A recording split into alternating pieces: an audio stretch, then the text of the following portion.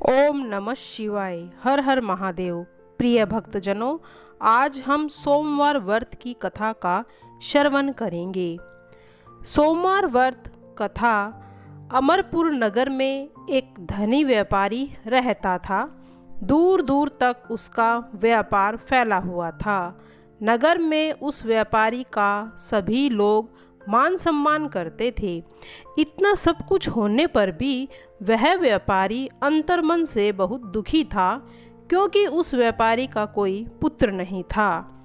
दिन रात उसे एक ही चिंता सताती रहती थी, उसकी मृत्यु के बाद इतने बड़े व्यापार और धन संपत्ति का कौन संभालेगा। पुत्र पाने की इच्छा से वह व्यापारी प्रति सोमवार भगवान शिव की व्रत पूजन किया करता था। सायंकाल को मंदिर में जाकर भगवान शिव के सामने घी का दीपक जलाया करता था।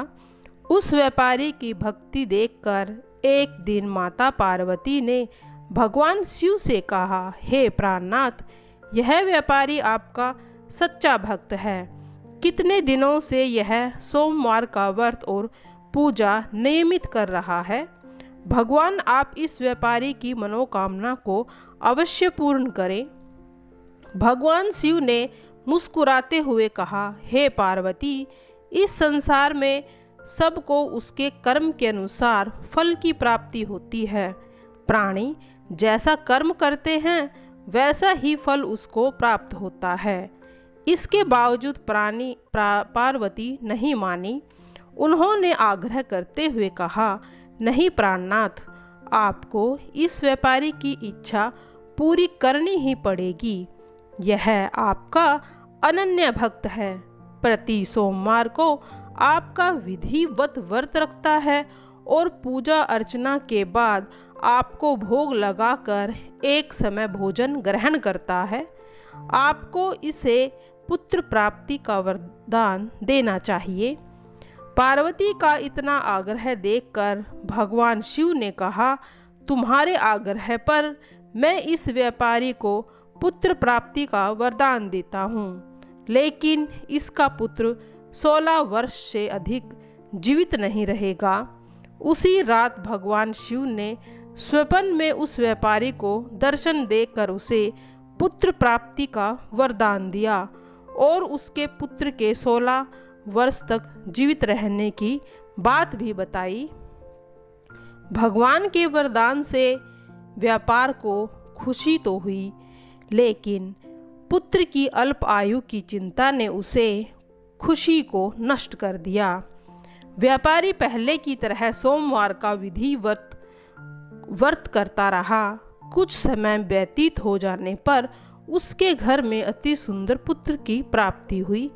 पुत्र जन्म से व्यापारी के घर में खुशियां मनाई गई।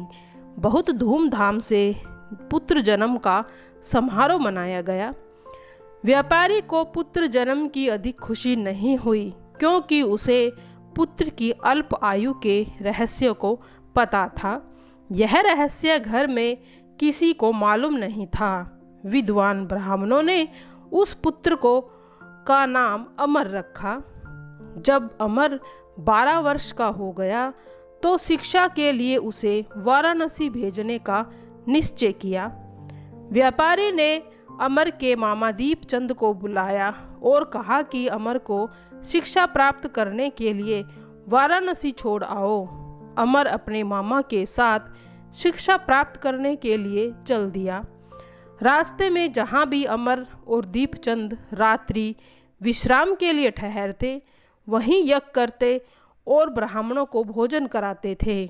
लंबी यात्रा के बाद अमर और दीपचंद एक नगर में पहुँचे। उस नगर के राजा की कन्या के विवाह की खुशी में पूरे नगर को सजाया गया था। निश्चित समय पर बारात आ गई, लेकिन वर का पिता अपने बेटे के एक आंख से काने होने के कारण चिंतित था। उसे इस बात का भय सता रहा था कि राजा को इस बात का पता चलने पर कहीं वह विवाह से इनकार न कर दे, उससे उसकी बदनामी होगी। वर के पिता ने अमर को देखा तो उसके मस्तिष्क में एक विचार आया। उसने सोचा क्यों न इस लड़के को दुल्हा बनाकर राजकुमारी से विवाह करा दूं। विवाह के बाद उसको धन देकर विदा कर दूंगा और राजकुमारी को अपने नगर में ले जाऊंगा। वर के पिता ने इसी संबंध में अमर और दीपचंद से बातचीत की। दीपचंद ने धन मिलने के लालच में वर के पिता की बात को स्वीकार कर लिया।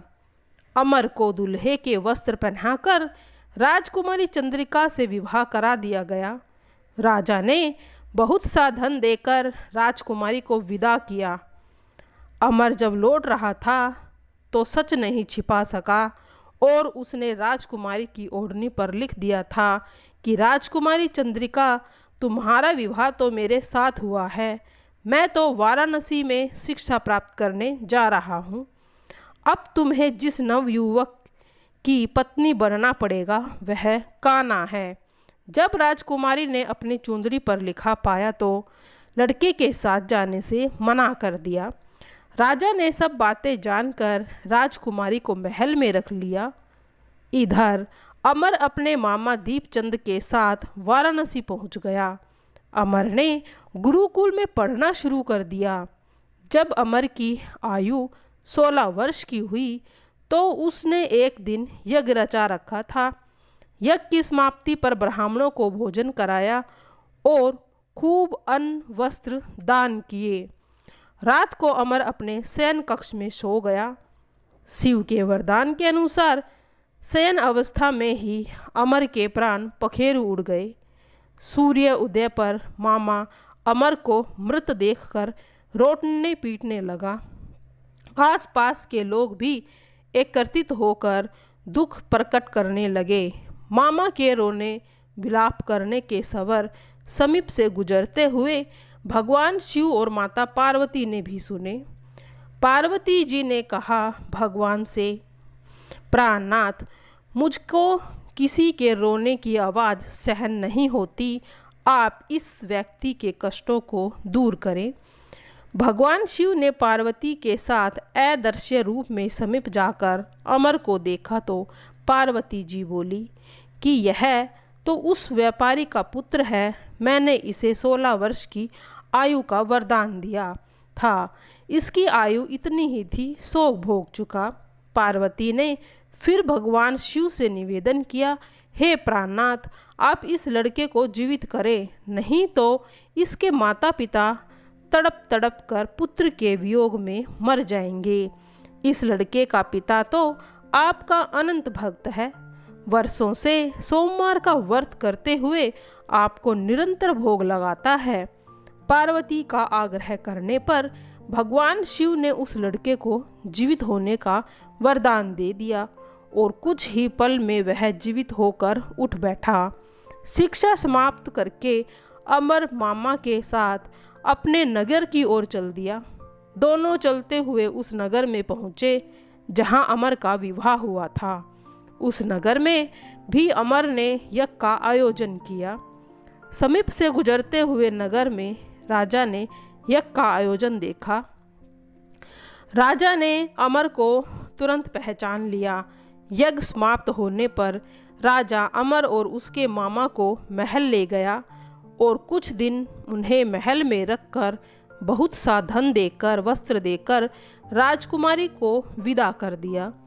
रास्ते में सुरक्षा के लिए राजा ने बहुत से सैनिकों को भी साथ भेजा। दीपचंद ने नगर में पहुंचते ही एक दूत को घर भेजकर अपने आगमन की सूचना भेजी।